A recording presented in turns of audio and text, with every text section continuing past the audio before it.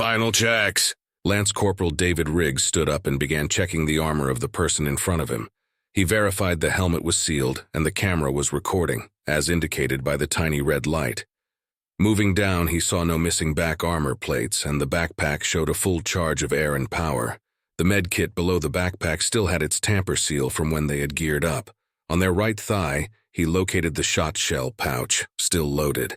Then on the left, a small backup air canister and suit repair kit, again all armor panels in place. As he looked over the boots, he saw they were sealed and magnetized. He tapped their left shoulder twice with his fist, just as he felt the same on his. It was a simple ritual, repeated countless times right before deploying, whether for training or combat. He looked down quickly, counting his rifle magazines. All 10 were in place. Today was not an exercise, though. A shuttle full of children had been kidnapped and held for ransom. He saw the news broadcast as they executed the teacher live. The Terran Republic's response was swift. His entire company had been mobilized aboard their ship, the TRW Chesty Puller. His platoon was aboard a boarding shuttle rapidly closing in on the pirate vessel. They had managed a successful approach by stealth. Soon, they would be aboard and ready to teach anyone who wished to learn about the culture of Terran Marines. 2 minutes. First priority is the children, crew expendable. The ghosts of New Roanoke are watching, make them proud, announced Gunnery Sergeant Hana Satsuma. The red lights began to flash yellow, 30-second warning. Gunny Satsuma switched to the platoon's private circuit. Brace, she quietly ordered. Everyone extended their right foot slightly forward and grabbed the rail next to them. Their shuttle slammed into the enemy airlock, forcing it to connect. Safety's off, was ordered, and the shuttle doors opened. A few sparks were still shooting from the airlock where its controls were overridden as the first Marines entered. Quickly, 2 were pointing their rifles at the left and right flanks as the rest filled in the corridor. Without needing orders, the first team on the left side began to move left while the rest took the right. David was on the right side next to his squad leader. Based on scans and available schematics of this vessel, they were heading to the engine room. If they couldn't immediately find the children, they were to disable propulsion so more Marines could board. Luckily, it didn't matter if they were taking up the only airlock. Terran boarding shuttles were designed so another could dock with the forward or aft end of each other. Protocol was the first 2 in the launch tube were the interceptors with faster engines. Once the engines were knocked out, more would be on their way. David turned a corner and saw someone run by. "Stop now," he ordered, shining his weapon light on them. His helmet translated it into 2 common galactic languages, but they had managed to run by another corner. Resisting the urge to give chase, his team simply continued their assault. When they came to the same corner, David pulled a small cable from his right arm. The camera feed instantly transferred to his helmet and his squad leaders as well. He bent it around the corner and was greeted by gunfire. He quickly pulled back. 2 on the left, 1 in the center, 3 on the right. Small arms, he announced to everyone. Per tactical doctrine, David and 2 others each pulled out a stun grenade and set them to detonate a half-second after each other. David threw his first, then the other 2. Their armor dampened almost all of the explosion and light. Before the pirates could recover, they rounded the corner and opened fire while advancing. As they approached the pirate barricade of supply crates, one of them, still alive, reached for a pistol. They were met with bayonets through their body. The body could be vaguely recognized as Necton. David looked down to let his sensors scan the body for signs of life. Quickly, they showed a flat line. The team moved on with their visors displaying the direction and distance to the engine room. They neared another corner, the design being common among Nassarian ship designs meant to confuse any non-crew members. David's camera confirmed a barricade but no one present. Hiding in a crate was a lone crewman. His instructions were clear. Keep the humans out of the cargo bay or his captain would kill him. He barely saw them quickly come around the corner and was rendered deaf and blind by the sound of explosions around him. Panicking, he opened fire. 2 rounds seemed to connect and suddenly his world faded to black. David was caught by surprise when a crate seemed to open fire. He felt himself go cold as a projectile landed between armor plates, then shooting pain as another hit him a little lower. Both hits were to his abdomen. His teammates opened fire, and he was barely aware of the sounds of impacts against flesh. He fell backward and landed with his back to the bulkhead. Hospitalman Roger Smith was instantly at David's side. David's armor was already dispensing clotting foam to seal the wound. Corpsman Smith was getting ready to pull David back to the shuttle when an explosion went off behind him. Several pirates, using their crewmen in the crate as bait, had emerged to ambush the Marines. Several well-placed armor-piercing shots followed by a grenade had taken out most of the team, including their corpsman. The rest lay dying. Inside, David felt fire within himself. He felt an ember that quickly grew into an inferno. He watched his team die at the hands of scum. He swore to himself that today the universe would learn to never mess with the children of Terra, nor their protectors. He keyed a series of commands into his suit's computer. He felt his pain going away, replaced by the energy of rage. He took to his feet, using his rifle to prop himself up. He felt his strength returning and even growing until he screamed, causing the pirates to stop in their tracks. David, like all other Marines, had been trained in the final stand protocol of their combat suits. They even did training with toned-down versions of the drugs, but it barely compared to what he felt now. His suit had injected him with a lethal dose of painkillers, adrenaline, nitrous oxide, and stimulants. His entire skin itched, his wounds felt normal, and he lusted for the blood of his enemies. Aiming his rifle, he opened fire as he charged, killing several of them. Another fell to their knees, trying to surrender. They were met with a K-bar emerging from his wrist. He slashed from their throat halfway down their chest. After they fell to the floor dying, he stomped their head with his boot. He could barely feel the crunch of bone. Another pirate charged him, and David fired a shot shell from his rifle, the steel pellets tearing through the unarmored alien.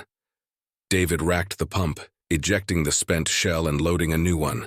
He saw 3 more pirates running and gave chase. Their short legs were no match for his training and rage. The first had a look of terror on their face when a bayonet suddenly emerged from their chest. The one in front had no time to react as the rifle discharged another shot shell. Blue blood splattered throughout the corridor. David withdrew his rifle and fired a spray of bullets into the third. David dropped the bullet magazine and loaded a fresh one. David heard a scream, a terrified, high-pitched scream programmed by millions of years of evolution to alert parents and trigger an adrenaline response from behind a door to his right. His visor told him the energy readings from the reactor were farther away, but he knew that scream too well. He forced the door open. "Control room secured, shutting down propulsion," went over the comm.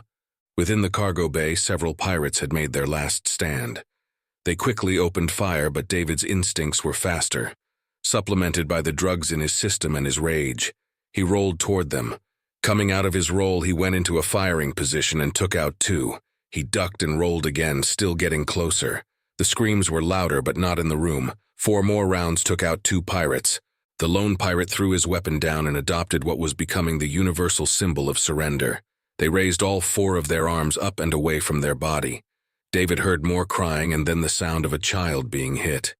The crying got quieter but didn't stop. David quickly closed the distance and held his bayonet to the pirate's throat. "Where?" he growled. The alien simply pointed at an access hatch in the bulkhead.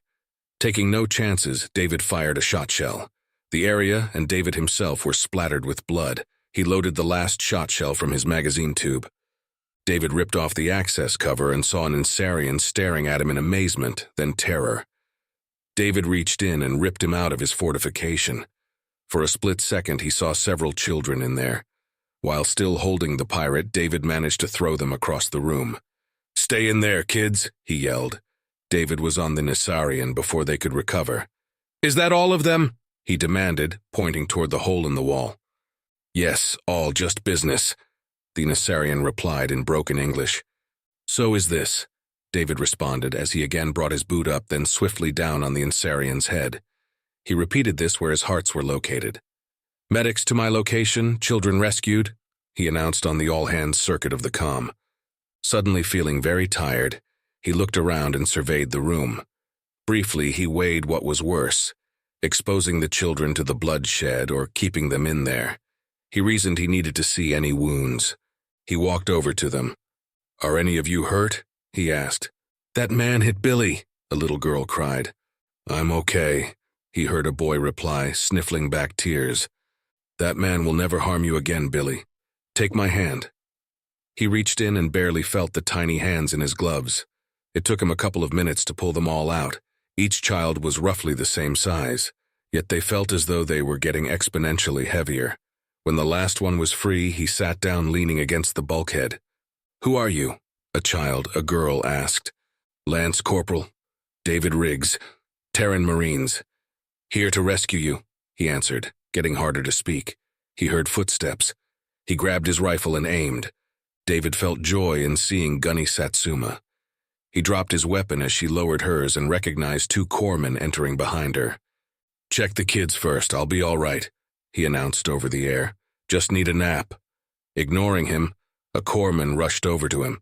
"Bullshit, Dave," he stated over comms. "I gotta get you out of here now." "Is there even a point?" David asked, again over comms. "Check the kids first. Get them to safety. I'm not going anywhere." David had always wondered how he would meet destiny. His dad, a retired sergeant major, told him fear was natural and healthy. David had known fear, but now it was a stranger to him. He just felt at peace and tired. A nap sounded so good right now. David reflected on what had brought him to this point. His earliest memory of begging his dad not to leave. He was going to a place called Terrell. He knew it was important, but nothing was more important than spending time with his dad. Of course, he left and then later returned. Then he remembered 6th grade. He and Jenny Robinson were protesting his school's new policy. They had handcuffed themselves to lockers and each other, blocking the entrance to the principal's office. They failed, horribly, and both were suspended.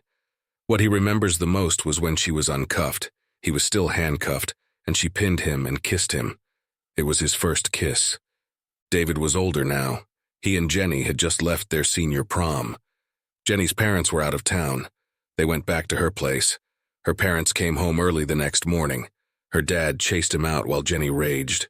David had arrived at Paris Island, a hot, humid, and miserable place. Every time he turned around, someone screamed at him. Yet he knew he would rather be nowhere else.